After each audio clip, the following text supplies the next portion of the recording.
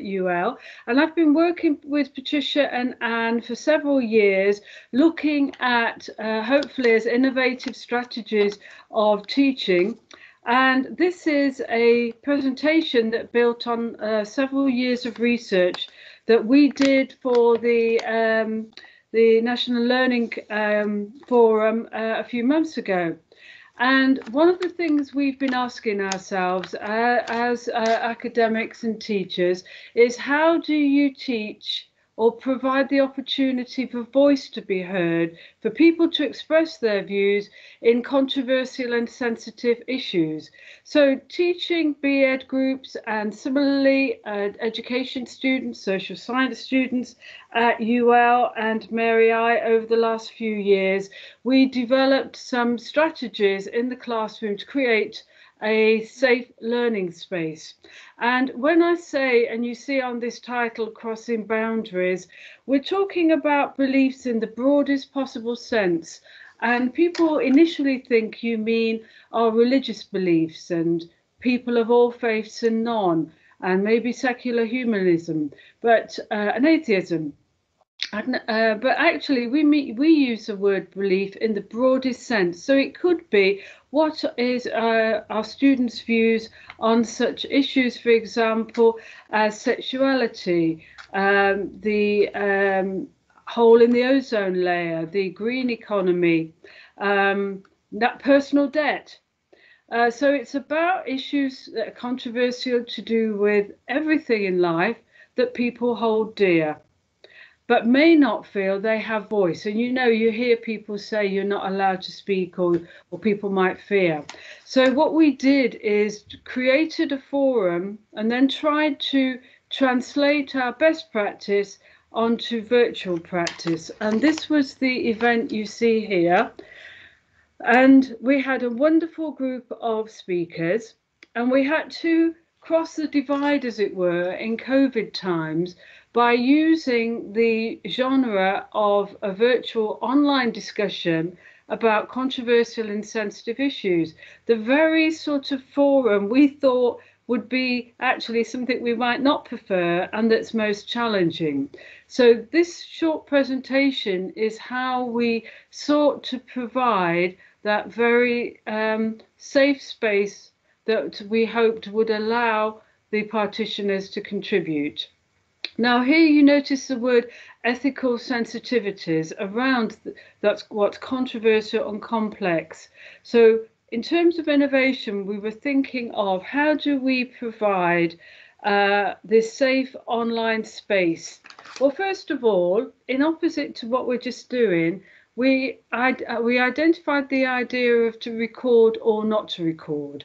And in our sort of work thus far, we've used the view that certainly in that last event that we didn't. So we also decided to have dialogue that involved people registering online to have access. Anne Ryan, who many of you know very well, is one of our leading team members. She at all time, and we use the word gatekeeper here in a positive way, but she was a gatekeeper with the technical expertise to bring people in. We had a rehearsal with ourselves and our contributors, and we talked to them in an implicit way about what we were going to do. And I was just listening to the student discussion before this one, and they talked about contracts. And I've often thought about this word, how do you set up a class? These were practitioner academics, and I think we had an implicit contract of mutual respect. But I have taught in universities and conducted courses where I made that explicit, so people knew exactly where they stood. But that's the background of trying to continue online the sort of subject and discussion, but in the safest possible manner that we could devise. So I'm passing you over to the next slide and my co-author here. Thanks, Marie. So universal design for learning is a way of thinking about teaching and learning that helps give all students, and in our case, participants, an equal opportunity to succeed.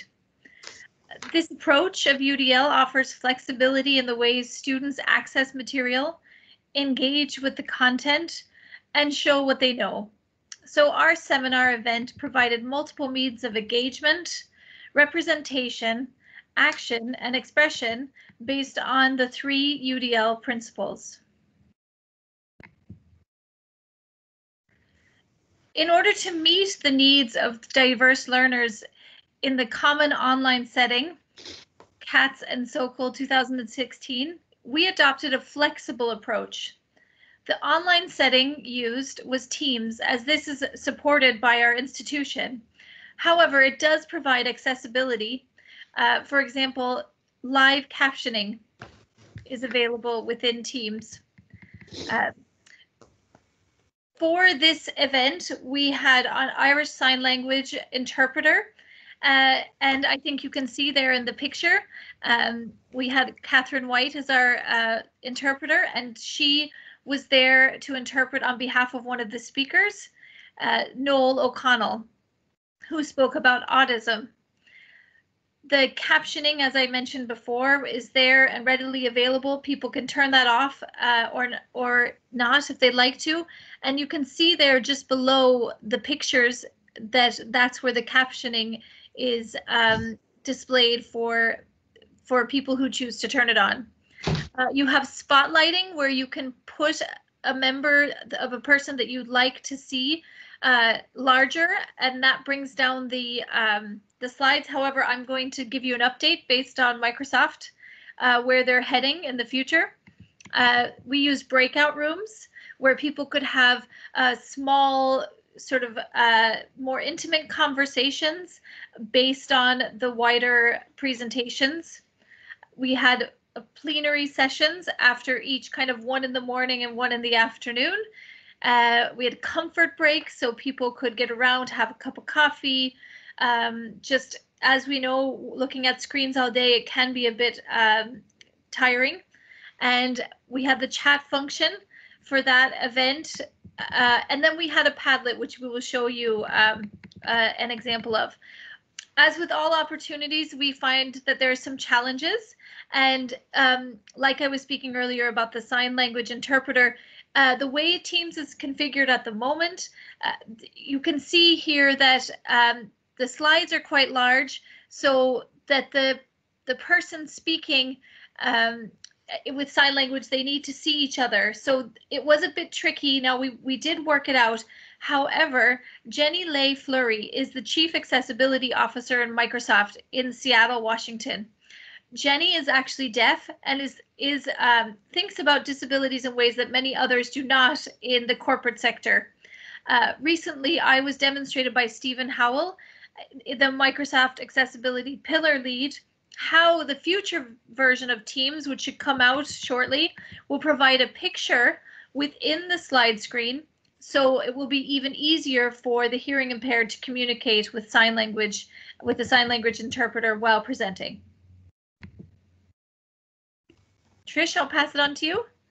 Great. So my name is Trish, and I was delighted to be involved in this event, which aimed to give a safe online, hospitable, respectful space where people could articulate their beliefs and where we could discuss beliefs and disagree without being disagreeable. So it was a really lively day, and it was quite intimate too. And we had traditional video.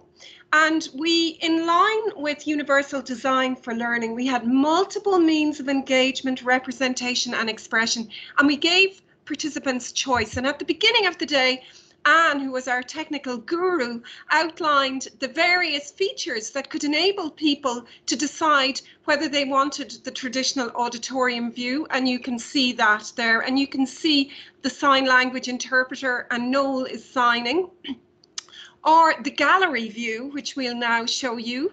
And people liked this gallery view because it was more informal, and that's the kind of atmosphere that we created on the day. And also at the beginning of events, Anne would update people on how to pin a picture, how to enlarge a picture, how to focus, and to give people choice. So if we move on to the next slide, we designed a Padlet platform to support participants and presenters in this event. And Anne, if you could click on the Padlet platform so that we can show you, we put this up in advance of the event so that the sign language interpreter could really brief herself on the content. But during the day, people could go to the PDFs of all of the presenters' PDFs. They were up there with their permission, and they could download the PDFs. They could have on Padlet a seminar conversation as well as a conversation on Teams. And if you go to the National Forum for the Enhancement of Teaching and Learning, we had videos there, but if you scroll down there, we also put in supplementary materials about the topics, about Black Lives Matter, about autism, about children's beliefs, about LGBTQI issues. Again, to give a kind of rich data. If you move on to the bios of the presenters, so we had, again, Padlet served as a great platform to help us give lots of information, and obviously the seminar schedule and the relevant links. I couldn't praise Padlet enough as a support platform for this event, again designed with UDL principles in mind to facilitate multiple means of engagement, representation and expression. Great. Just to let you know, that's the 12 minutes there, right? Oh, on the button. Well done. Is there any opportunity to